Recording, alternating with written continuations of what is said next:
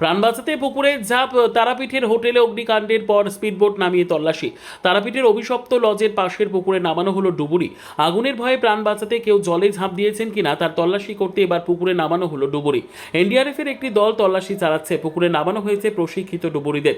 ইতিমধ্যে হোটেলের মালিক ও তার ছেলেকে গ্রেপ্তার করেছে পুলিশ।